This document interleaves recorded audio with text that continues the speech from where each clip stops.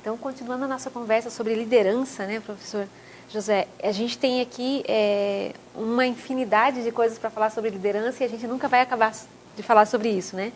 Porque você aprende diariamente como ser líder, como liderar e aprende com a tua equipe, a gente já falou sobre isso e várias outras questões.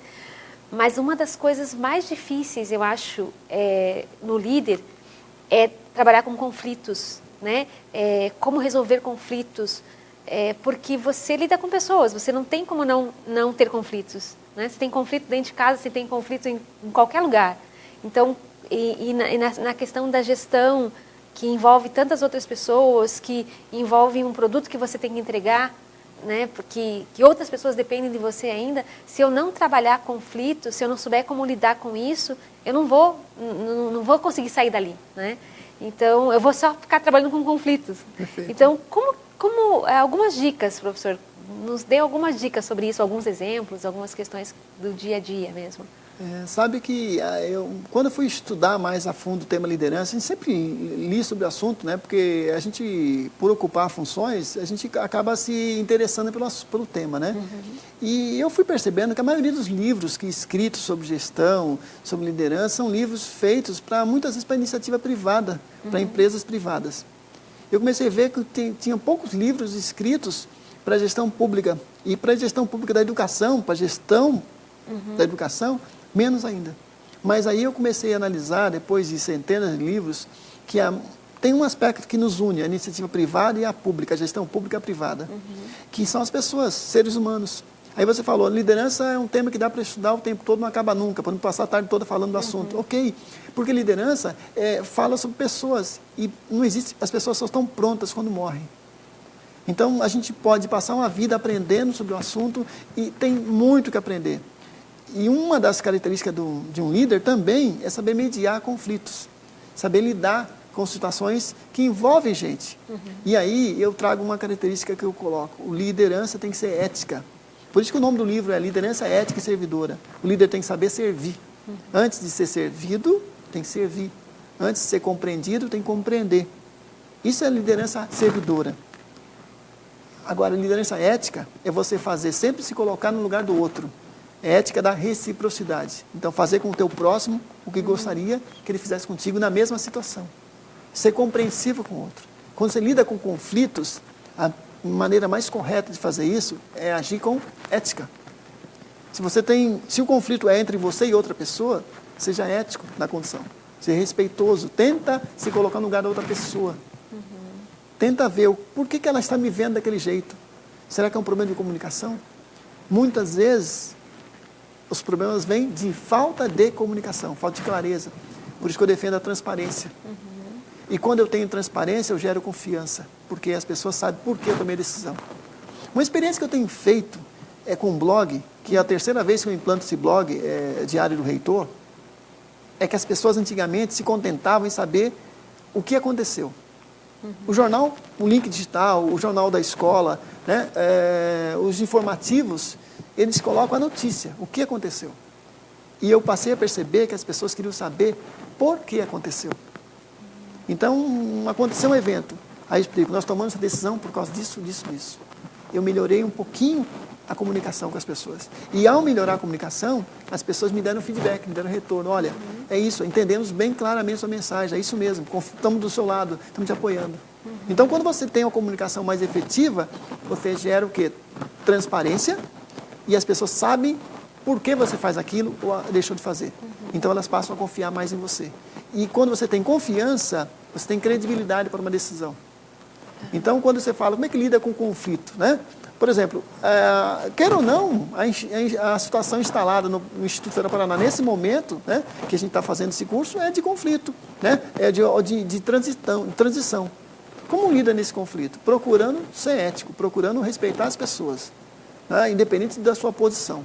Né? E isso vale para qualquer campus. Você está no campus lá trabalhando, você é coordenador de curso, você é professor, você não se dá bem com o teu coordenador, você tem que entender, você vai ter um monte de chefias na tua vida e você vai ter um monte de líderes na tua vida. Muitas vezes você não pode escolher, mas você pode escolher como você vai reagir a isso.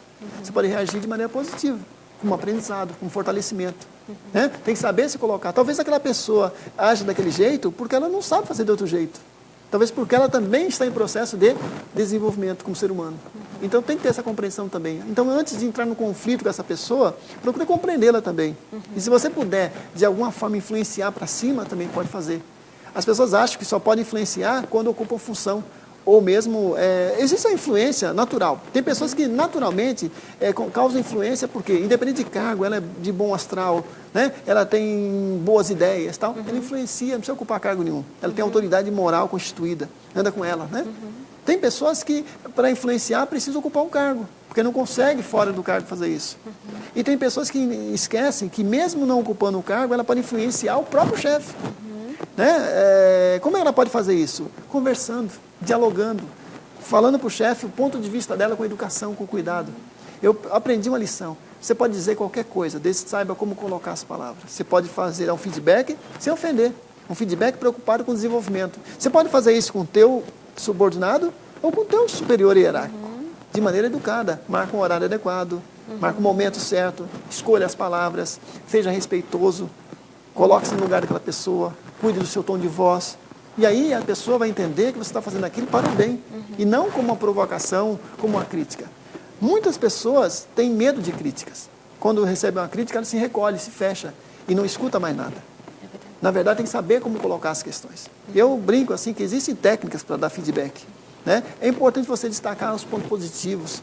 É importante você primeiro fazer isso, para a pessoa abrir o ouvido. Quando você destaca um ponto positivo, todo mundo gosta de um elogio. Mas um elogio sincero. Procure destacar os pontos positivos. Depois você apresenta aquela situação que causou o problema. E depois busca encontrar ali uma solução positiva para esse fato, um aprendizado, uma lição daquele fato. E isso é um feedback construtivo, que você sai dele melhor do que você entrou. Então, quando você lida com conflito, seja qual for, eu acredito que você precisa ter muita ética, muita transparência, né? Muita confiança. Aí você consegue realmente lidar com essa situação de maneira positiva e tirar um aprendizado. Porque é isso que nós precisamos, aprender sempre, né? Porque nós não estamos prontos. Ninguém está pronto. Compreender isso como gestor, né? E como subordinado são coisas fundamentais. E a questão que o professor falou do feedback, né? É uma das questões mais difíceis de fazer. Como dar um feedback?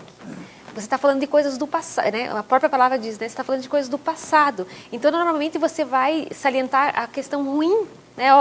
Você está dando um feedback porque teve As pessoas acham que só tem que dar feedback de coisa errada. Não necessariamente. E não é o contrário, né? Você tem que dar o feedback porque as pessoas querem saber como que elas estão indo, se elas estão indo bem ou não, né? É a forma com que se fala, uma outra palavra que o professor usou, a forma de falar, o tom de voz, o jeito né? que se fala, né? E quando você falou em feedback, assim, tem que lembrar o seguinte, todo mundo gosta de elogio sincero. Sim. E aí é o seguinte, tem gente que não se toca, que precisa, olha, quando alguém faz uma coisa muito boa, por que não faz elogio público? Sim. É a melhor coisa que você pode fazer para um ego de uma pessoa, é elogiá-la de maneira sincera, publicamente. Porque eu brinco assim, se você não faz isso sinceramente, você está manipulando a pessoa. Mas se você reconhece que ela fez algo digno de elogio, faça isso, reconheça publicamente. Agora, uma crítica sempre tem que ser em particular. Sabe por quê? Porque a gente tem vergonha de receber crítica. Todo mundo fica constrangido quando recebe uma crítica. Então, eu já vi críticas em público, sendo dadas em públicos, que são constrangedoras, não só para quem recebe, mas quem está do lado. Eu me sinto mal, envergonhado de passar por aquela cena, mesmo não sendo a crítica dirigida a mim, muitas vezes. E eu já recebi crítica em público também, é muito ruim. Então, da minha experiência de vida, né, eu tentei fazer melhor. E como a gente tem aquela máxima, né? A crítica ela tem que ser construtiva. Quando ela é destrutiva... não tem valor. Qual o objetivo de você pegar uma pessoa... né? Se você está realmente preocupado com aquele ser humano que está na tua frente ali, você vai falar aquilo de um jeito tal que seja positivo para a vida dela, para que seja um aprendizado, e não para destruir. Que líder você é se você destrói as pessoas que trabalham contigo? Na verdade, um bom líder é aquele que desenvolve as pessoas e deixa elas motivadas para trabalhar. Então, ela tem que sair da tua sala certa do que a liderança foi justa. Porque, realmente, às vezes, ela precisa ouvir aquilo. Isso aqui que você fez não está bom. Tem que melhorar aqui. É muito duro ouvir isso, mas depende de como você fala. Eu não estou dizendo que eu sei dar feedback 100%. Eu sei que isso precisa ser desenvolvido. Muitas vezes, eu já dei feedback equivocado, que eu tentei falar uma coisa e não consegui. Porque é constrangedor também para para quem dá o feedback. Eu já vi várias situações que o chefe tem medo da feedback, porque não se sente bem ao falar com o servidor. Tanto para quem dá e para quem recebe. É um constrangimento. Há uma dificuldade muito grande tem de que fazer exercitar. isso. Agora, se você gosta da pessoa mesmo que está na tua frente, se ela gosta mesmo de você, fica mais fácil. Então, primeiro, tenha credibilidade, tenha confiança naquela pessoa. Se a pessoa não gosta de você, ela não vai aceitar nada que você vai falar. Então, primeira coisa, tenta conquistar uma relação de confiança. Mesmo que ela não goste de você como pessoa, no mínimo ela tem que te respeitar como alguém que sabe mais, porque é mais velho, porque é mais experiente. Mesmo que ela não goste de você, ela tem que aceitar em você a autoridade moral para fazer aquele feedback. Agora, se a pessoa não confia em você, não gosta de você, e você não é um exemplo para ela, ela vai ouvir aquele feedback e vai embora e vai dizer, não estou nem aí. Porque, na verdade, essa pessoa não me representa, ela não é minha referência. É verdade. Então, muitas vezes, a gente quer dar um feedback, mas tem que ter credibilidade para falar. Então, você não pode, por exemplo, pedir para o teu colaborador, o subordinado, fazer algo que você não acredita, que você não faz. Então, às vezes, o chefe quer que o cara chegue mais cedo, chegue no horário, mas ele chega às 10, vai embora às 5. Então, como é que ele pode querer comprometimento no horário de trabalho, que é a base, né? Ou seja, o cara nem cumpriu o horário de trabalho direito, como é que ele vai poder ter credibilidade para cobrar outras coisas? É verdade. Porque não é porque ele trabalha... tem gente que é muito eficiente, tem gente que trabalha 4 horas, produz por 12. Sim. Tá, ok? Não estou dizendo que o horário de trabalho é a diferença de boa produtividade ou não. Estou dizendo que tem gente que cobra, que fica preocupado com o horário de trabalho. Como se fosse a coisa mais importante do mundo. Ele devia estar preocupado com o significado do trabalho. O que esse trabalho significa para aquela pessoa? Porque ela pode estar ali presente das 8 da manhã ao meio-dia, das 14 às 18 horas, no Facebook, né? Fazendo um e-mail, respondendo e-mail particular ou no telefone, fazendo coisas particulares e não está se preocupada com o trabalho dela. Porque muitas vezes falta acompanhamento. E o feedback não tem que ser dado só uma vez por ano, tem que ser contínuo. Você pode fazer feedback, não é numa reunião só na sala, você pode fazer uma reunião com todo mundo, nessa reunião com todo mundo, exalta as coisas positivas do grupo. Valoriza o trabalho em grupo. O trabalho solidário. Se você tiver que chamar a atenção de alguém, ou faça em particular. Não faça naquele momento. Né? Mas o feedback pode ser dado. Continuadamente você tem que dar feedbacks. E todo mundo gosta de saber como está indo. Eu mesmo gosto que me digam, está indo bem ou não? Eu gosto que as pessoas que trabalham comigo digam isso, e gosto que meus superiores digam isso. Estou fazendo aquilo que nós combinamos? Mas é muito importante também quando você começa uma relação de trabalho, você definir bem o que você espera da pessoa. Você convida alguém para trabalhar contigo, diga para ela claramente, eu espero que você faça isso, isso, isso. Está preparado? Precisa fazer capacitação? Precisa isso, aquilo? Alguma dúvida? Vamos trabalhar. Se você não define bem isso, você vai decepcionar. Porque você estava esperando uma coisa que ela não pode te dar. E ela acha que ela acha que entendeu. Tem que pedir para a pessoa repetir, para ver se ela entendeu o que é, com outras palavras e tal. E aí a gente tem uma relação de confiança. Cada um com o seu papel. E tudo dá certo. Tudo dá certo. Nossa, professor, muito obrigada. Eu queria, assim que o professor terminasse, de tudo que nós falamos aqui, falamos tantas coisas, né? E palavras que são fundamentais para um líder. Enquanto o professor falava sobre liderança, que você pode não estar num cargo, mas você é líder. Eu acho que todos que trabalham no serviço público têm a obrigatoriedade de ser líder, né? Exatamente. E de se tornar referência, de exemplo. Exemplo. E então aí a gente pode dizer que eu queria que o professor falasse sobre isso. Então, para encerrar, a gente pode formar um líder? Sim, com certeza, né? Com certeza. Então, assim, queria que o professor fizesse um fácil. fechamento, né? Não é fácil. Não é assim. Não é assim. Não é porque a gente vai fazer um curso que a gente sai um líder. Você pode assistir uma palestra, não vai ser um líder. Não. Eu brinco assim, liderança é praticar. Então você começa praticando. Você não pode querer ser uma liderança, influenciar, inspirar, se você fez um curso, assistiu uma palestra motivacional. Não é assim que funciona. Primeira coisa, você tem que ter autoconhecimento. Autocrítica, tem que saber seus pontos fortes, pontos fracos. Tem que fazer uma autocrítica. Tem muita gente que contrata agora um profissional chamado coach, né? Que é um profissional que ajuda as pessoas a desenvolver seus potenciais. É mais um psicólogo do trabalho, né? Um psicólogo psicólogo profissional. E é um profissional que é apto para extrair o máximo possível, para fazer com que a pessoa extraia o máximo possível de si. A primeira coisa que eu lembro de Sócrates, né? Conhece-te a ti mesmo. Você tem que refletir.